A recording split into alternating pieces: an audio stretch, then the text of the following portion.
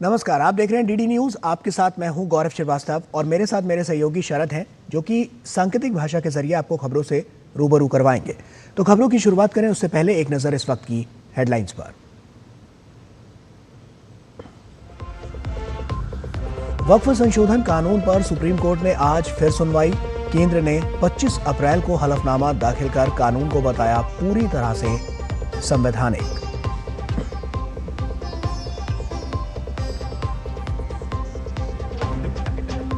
वित्त मंत्री निर्मला सीतारमण इटली में एडीबी की वार्षिक बैठक में लेंगी भाग। इटली, जापान और भूटान के वित्त मंत्रियों के साथ करेंगी द्विपक्षीय बैठक।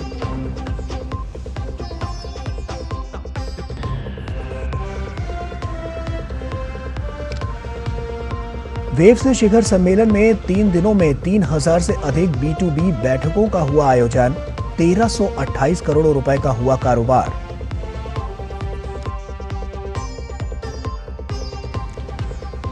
रूस और यूक्रेन के बीच किसी भी समय युद्ध विराम संभव। अमेरिकी राष्ट्रपति डोनाल्ड ट्रंप ने कहा, सप्ताहांत में दोनों देशों के साथ हुई अच्छी बातचीत।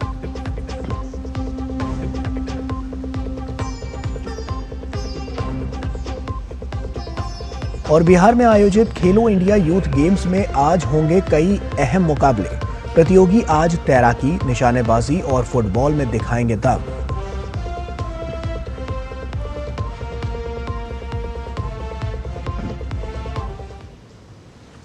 और आइए अब शुरुआत करते हैं। वक्फ संशोधन कानून पर सुप्रीम कोर्ट आज सुनवाई करेगा और इससे पहले 17 अप्रैल को कोर्ट ने केंद्र को जवाब देने के लिए 7 दिनों का समय दिया था। साथ ही अगली सुनवाई तक वक्फ बोर्ड की नई नियुक्तियों पर रोक लगा दी थी। सुप्रीम कोर्ट ने केंद्र का जवाब आने तक वक्फ घोषित संपत्ति पर यथास्थिति बनाए रखने को कहा था। केंद्र ने 25 अप्रैल को कोर्ट में हलफनामा दिया और कहा कि ये कानून पूरी तरह से संवैधानिक है, संसद से पास हुआ है, इसीलिए इस पर रोक नहीं लगाई जानी चाहिए। 1332 पन्नों के हलफनामे में सरकार ने दावा किया है 2013 के बाद से वक्फ संपत्तियों में 20 लाख एकड़ से ज्यादा का इजाफा हुआ, जिससे कई बार निजी और सरकारी जमीनों पर विवाद हुआ। लेकिन all India Muslim personal law board ने सरकार के आंकड़ों को गलत बताया और कोर्ट से झूठा हलफनामा देने वाले अधिकारी पर कार्रवाई की मांग की। सुप्रीम कोर्ट का कहना है कि वो कानून के खिलाफ दायर 70 से ज्यादा याचिकाओं की जगह सिर्फ 5 मुख्य याचिकाओं पर ही सुनवाई करेगा, जिनमें AIMIM सांसद असुद्दीन ओवैसी की याचिका भी शामिल है। यह कानून अप्रैल में राष्ट्रपति की मंजूरी के बाद लागू किया गया था। लोकसभा में 288 और राज्यसभा में 128 सांसदों ने इसका समर्थन किया था। कई विपक्षी पार्टियों ने इसका विरोध किया और सुप्रीम कोर्ट का रुख किया।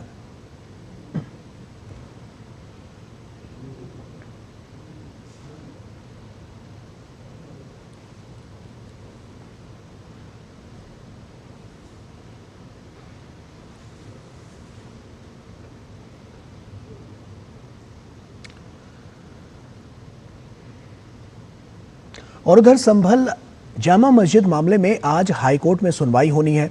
पिछली सुनवाई में ASI की ओर से जवाबी हलफनामा दाखिल करने के लिए समय दिया गया था और मामले की सुनवाई आज के लिए टाल दी गई थी।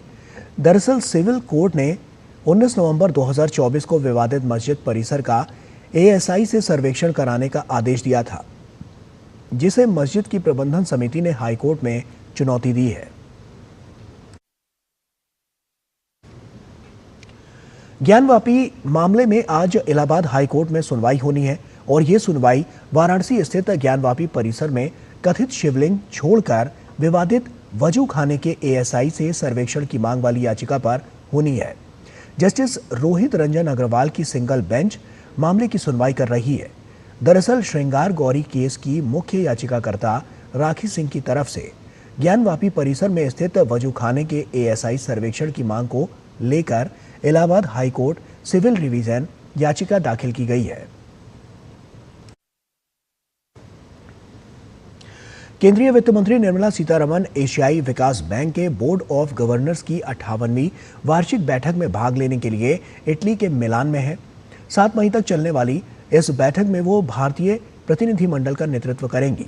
और इस बैठक में एडीबी के बोर्ड ऑफ गवर्नर्स के आधिकारिक प्रतिनिधिमंडल, एडीबी सदस्यों के आधिकारिक प्रतिनिधिमंडल और अंतर्राष्ट्रीय वित्तीय संस्थान भाग लेंगे। इस दौरान केंद्रीय वित्त मंत्री इटली, जापान और भूटान के वित्त मंत्रियों के साथ साथ अन्य अंतर्राष्ट्रीय संगठनों के प्रमुखों के साथ द्विपक्षीय बैठकें भी करेंगी। इसके अलावा वो वैश्विक थिंक टैंक, व्यापार जगत के नेताओं और मुख्य कार्यकारी अधिकारियों से भी मिलेंगी।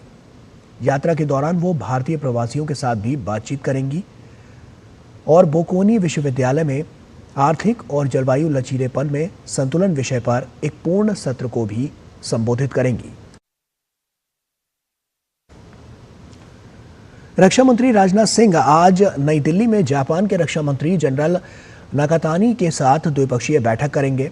दोनों पक्ष वर्तमान क्षेत्रीय और अंतर्राष्ट्रीय सुरक्षा स्थिति की समीक्षा करने के साथ द्विपक्षीय रक्षा सहयोग को और मजबूत करने पर चर्चा करेंगे। हालिया वर्षों में भारत और जापान के बीच रक्षा आदान प्रदान में मजबूती आई है। हिंद प्रशांत क्षेत्र की शांति, सुरक्षा और स्थिरता के मुद्दे पर साझा दृष्टिकोण से भी इस बैठक को बेहद महत्वपूर्ण माना जा रहा है। गौरतलब है कि नवंबर 2024 में लाओ पीडीआर में आसियान रक्षा मंत्रियों की बैठक के 6 महीने के भीतर दोनों रक्षा मंत्रियों के बीच ये दूसरी बैठक है। उपराष्ट्रपति जगदीप धनखड़ आज कर्नाटक के दौरे पर रहेंगे और इस दौरान वे राज्य के उत्तर कन्नड़ जिले के सिरसी में वानिकी महाविद्यालय का दौरा करेंगे। वे महाविद्यालय में शिक्षकों और छात्रों का मार्गदर्शन करेंगे।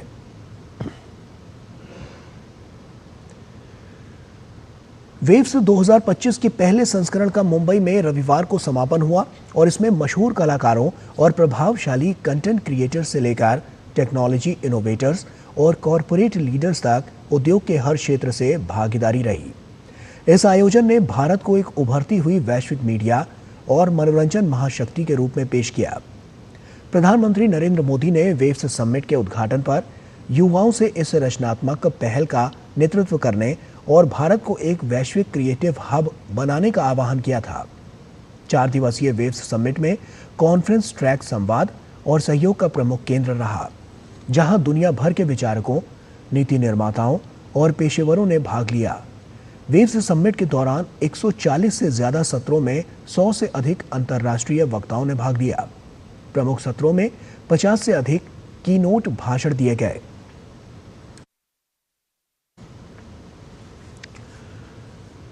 और वहीं लखनऊ में रूटीन चेकिंग के दौरान पुलिस पर 2 व्यक्तियों ने फायरिंग की। आत्मरक्षा में पुलिस ने भी उन पर फायरिंग की और जिसमें दोनों व्यक्तियों के पैर में गोली लगी और दोनों पकड़े गए।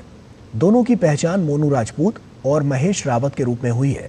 दोनों व्यक्तियों के पास से एक पिस्टल और 2 कारतूस बरामद किए गए हैं। ईस्ट लखनऊ के डीसीपी शशांक सिंह ने उनसे पूछताछ की। शुरुआती पूछताछ में उन्होंने बताया कि उनके खिलाफ कई मामले दर्ज हैं। वे कुछ दिन पहले ही जेल से छूटे हैं और इसीलिए इस तरह की घटनाओं को अंजाम दे रहे थे। वे शातिर अपराधी हैं और पहले भी ऐसी कई घटनाओं को अंजाम दे चुके हैं और आगे भी ऐसी घटनाओं को अंजाम देने की योजना बना रहे थे, जहां पुलिस ने उन्हें पकड़ लिया। नोएडा एसटीएफ ने नीट यूजी परीक्षा में पास कराने के नाम पर ठगी करने वाले गैंग के 3 आरोपियों को गिरफ्तार किया है। गिरफ्तार आरोपियों की पहचान विक्रम कुमार शाह, धर्मपाल सिंह और अनिकेत कुमार के रूप में हुई है। इन तीनों पर नोएडा के सेक्टर 3 में ऑफिस बनाकर ठगी करने का आरोप है। आरोपियों के कब्जे से 6 कॉलिंग मोबाइल, 4 निजी मोबाइल, छात्रों का डेटा और एक फॉर्च्यूनर कार बरामद की गई है।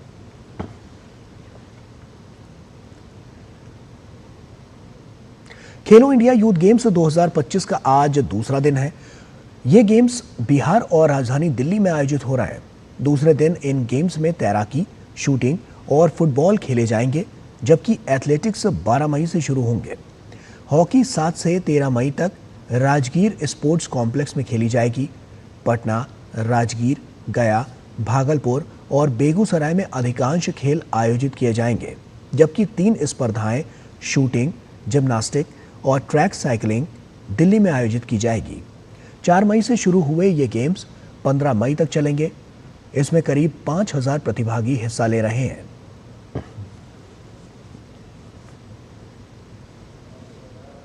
और इसी के साथ फिलहाल इतना ही। पूरी टीम को दीजिए इजाजत। नमस्कार।